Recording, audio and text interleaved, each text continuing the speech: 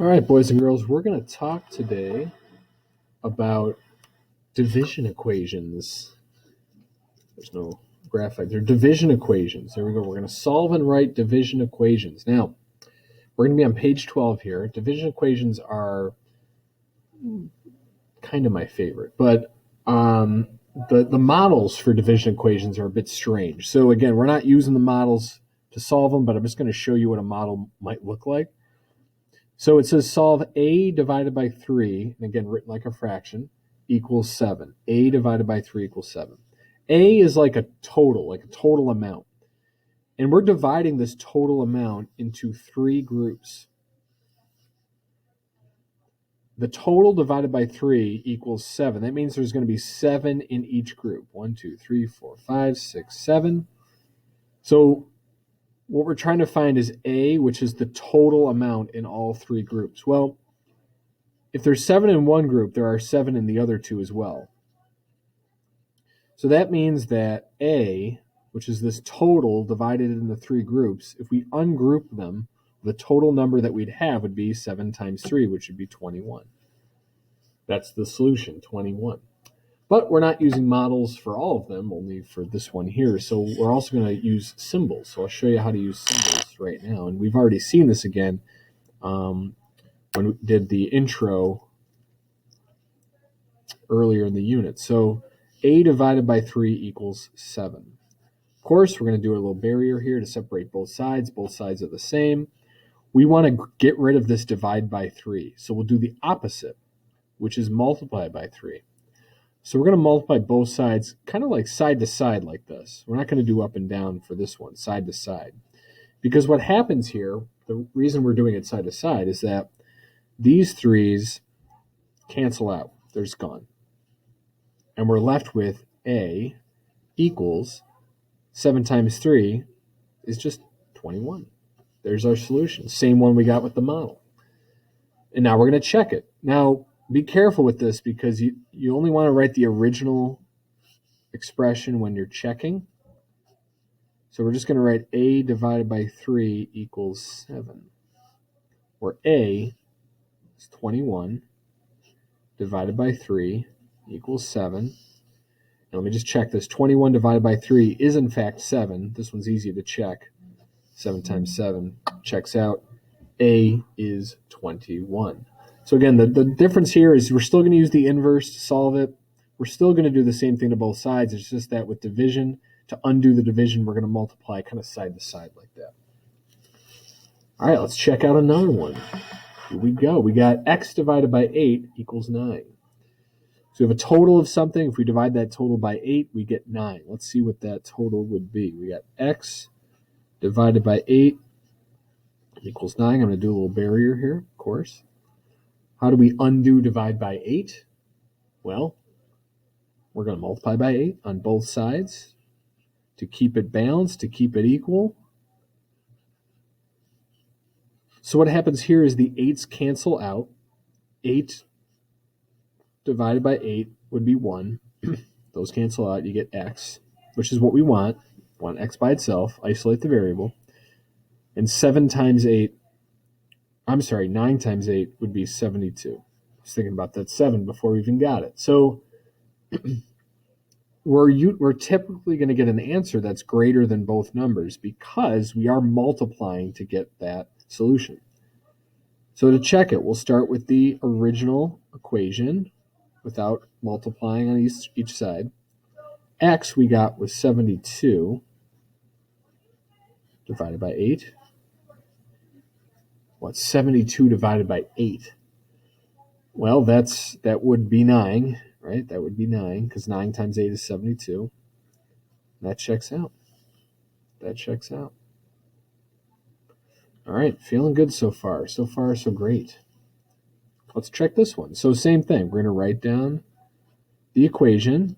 Y divided by 4 equals 8. Y is going to be probably greater than 4 and 8. Little barrier. We're going to multiply both sides by 4 because we want to get rid of that divide by 4.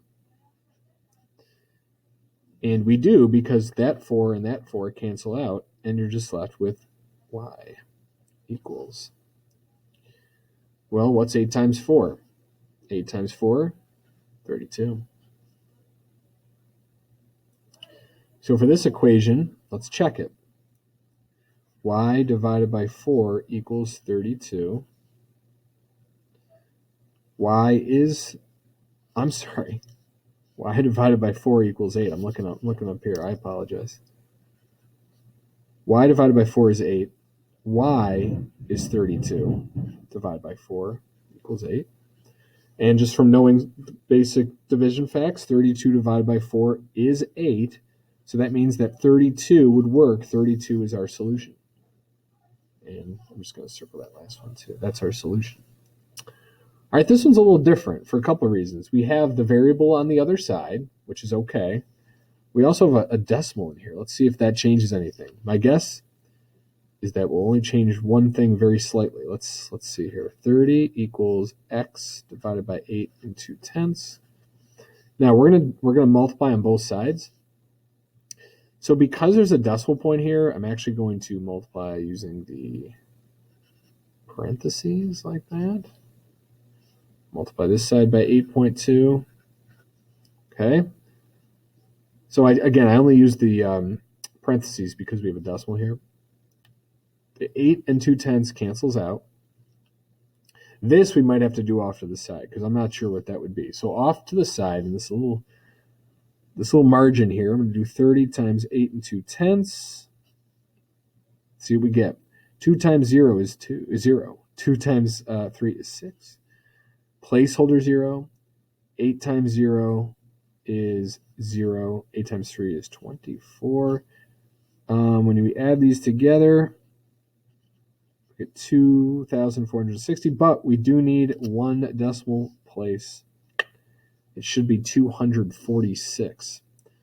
So 246 equals x, which makes sense because 30 times 8 by itself is 240, so 246 seems pretty reasonable.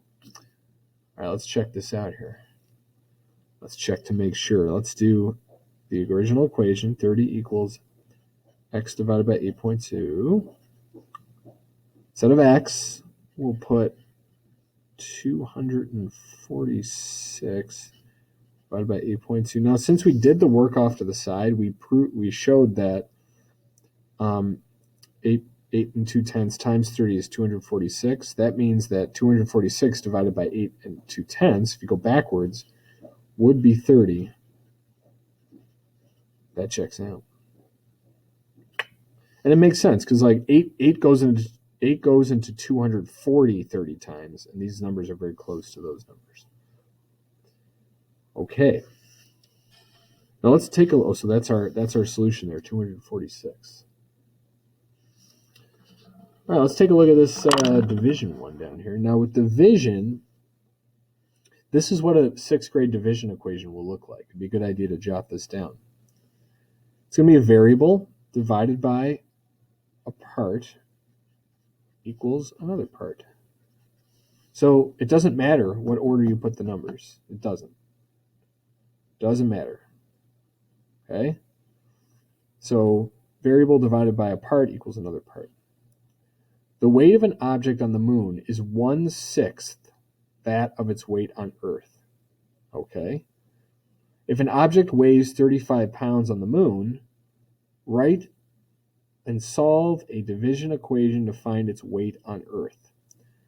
Find weight on Earth. So that's what we're trying to find, the object's weight on Earth. So we're going to let W or any other one equal object's weight on Earth.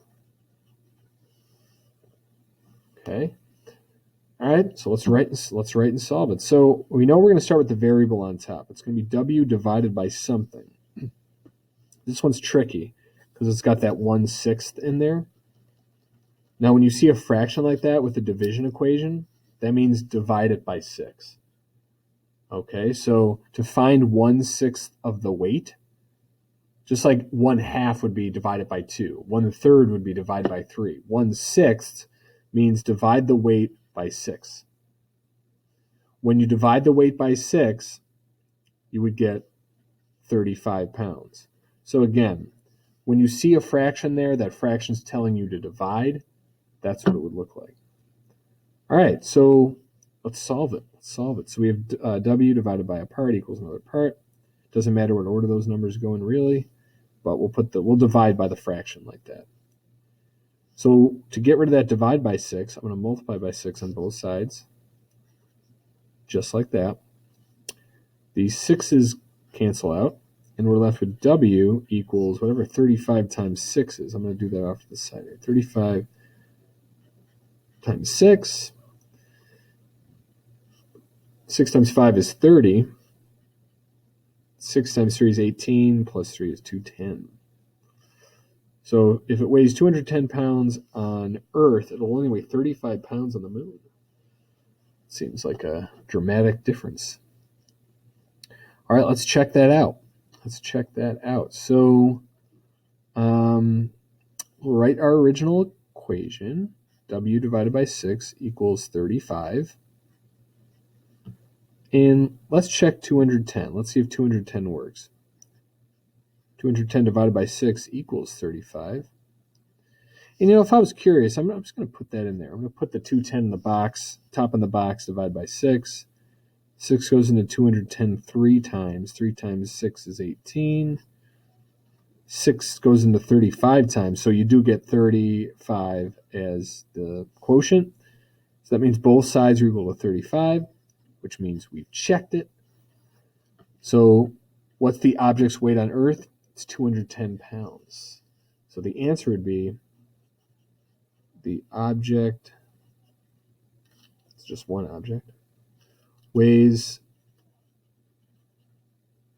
210 pounds on Earth. So that's due to the gravity.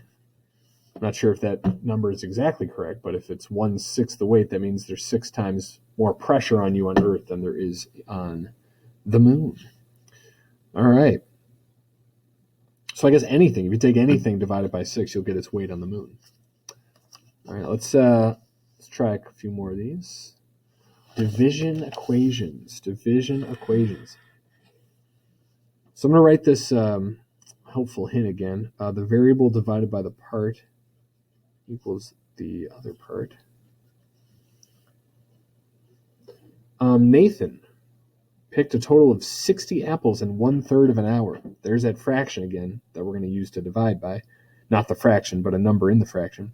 Write and solve a division equation to find how many apples Nathan could pick in an hour. So this is what we're trying to find. How many apples Nathan could pick in 1 hour. So let's let, A equal number of apples Nathan picks per hour. So if he can do 60 in 1/3 of an hour, he could probably do much more than 60 in an entire hour. Well, let's find out. So we're going to start with the variable. Variable goes on top. Variable is A divided by, well, that 1/3 of an hour is where my attention's going here. I want to divide by 3. So if you take his total number of apples and divide it into 3 parts, in each part, he would be able to pick 60. So this total here will tell us how much he can pick in a whole hour. But if we divide that by 3 again, we'll find out how much he can pick in 1/3 of an hour, which would be already we know is 60.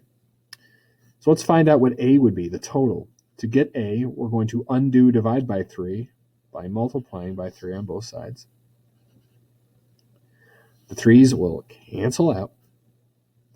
And we're left with A equals, 6 times 3 is 18 with a 0, 180. 180 apples. That's quite a lot of apples. There you go. That'd be enough apples for one every other day for a whole year. Look at that. Or one every day for a half year, depending on how he wants to eat those apples. So let's check that. A divided by 3 equals 60. We'll write down the original equation. And then we'll see what it is. So A is 180 divided by 3, 60. Now, 18 divided by 3 is 6. So 180 divided by 3 would be 60. Confirmed. It's always good to think about it, though. Like, you don't want to just kind of blindly go to the check and just say, oh, it's probably right. You always want to think, like, can I do this in my head? If not, check it off to the side just to make sure it's right. So the answer would be, it says number of apples Nathan picks per hour. Nathan can pick 180 apples per hour. So in 2 hours, he'd have enough for pretty much a whole year, except for be short 5 days, I suppose, but it'd be pretty close. All right, we're going to try a couple more of these. If you want to try these on your own, you can. Feel free. And then check with me as you go. All right, m divided by 6 equals 10. We're going to try to find out what m is. So do m divided by 6 equals 10. We want to get the m by itself. So instead of dividing by 6, we're going to multiply by 6 on both sides. That will help cancel out the 6's. Do it to both sides to keep it even. 6 and 6, they cancel out. And you're left with m equals 10 times 6 is 60. That's why I think the division ones are even, the easy ones are easier than like addition and subtraction because it's very simple. I like it. The division ones, at least. I like them all, but division has simplicity to it. That's great. All right, let's check it. M divided by 6 equals 10. M was 60, so we're going to put 60 in instead of the m. Divided by 6 equals 10. 60 divided by 6 is 10, and 10 equals 10. Okay? 60 works. 60 works. All right, let's check this one here. Again, if you want to try this one on your own, go for it. You can kind of go ahead of me, that's fine. K divided by 5 equals 11. We want to get rid of the 5. Let's get rid of the 5. We're going to multiply by 5 on both sides. Again, the times 5 and divide by 5, they'll cancel out. We're only left with the K equals, 11 times 5 is 55. Okay, and then rewrite the equation. Equals 11. And we got K was 55. Let's just check that real quick. I know 5 times 11 is 55, so 5 goes into 55 11 times, so that would check out. So K is definitely 55. All right, this is the last one we're going to do together today. Again, if you want to try it on your own, go for it. I support you fully. All right, here we go. Y divided by 4 and 2/10 equals 14. All right, so again, the only difference here is that there's a decimal. Everything else is the same. Well, mostly, because when I multiply both sides, because I want to get rid of that divide by 4 and 2/10 because it's near the variable, I'm going to multiply using parentheses because I don't want to confuse the dot for a decimal point. So I'm multiplying both by parentheses. So what happens is that 4 and 2/10, that 4 and 2/10, those cancel out. And we're left with y equals whatever that is, whatever 14 times 4 and 2/10. Now, remember, when you multiply decimals, you don't have to line them up. When you add or subtract, you do, of course, have to line them up, but not when multiplying. 2 times 4 is 8. 2 times 1 is 2. And then placeholder 0. Got rid of that 2. 4 times 4 is 16. 4 times 1 is 4, plus 1 is 5. 8 plus 0 is 8. 2 plus 6 is also 8. And then 5 is just 5. 588. It seems like a lot. Ah, yes. It seems like a lot. I'm glad I thought about it. Maybe you noticed this. I forgot the decimal point. So again, it's really important to like think about the numbers you're working with because sometimes you might wind up with an answer. You're like, that doesn't seem right. 588 divided by 4 is in the hundreds. So that makes sense that we missed the decimal point, or I missed the decimal point. So I apologize. All right, well, let's check it. Y divided by 4 and 2/10 equals 14. Let's put the 58 and 8/10 in there, divided by 4 and 2/10. That should be 14. Now, if I wasn't 100% sure, you can, of course, put the top in the box, see what happens. 4 and 2/10 goes into 5 0 times. 4 and 42 goes in, or I got to move this decimal point, by the way. 42 goes into 58 once. 42, and you get 16, bring down the 8. 42 goes into 168 4 times. That does check. They're both equal to 14. So that means 58 and 8/10 is the solution. Just going to get rid of that little thing there. Okay. We're going to finish up the last two when we come back to school. So if you have any questions for me, please let me know. I hope this was successful for you, and I will see you soon. All right. Have a good day. Bye-bye.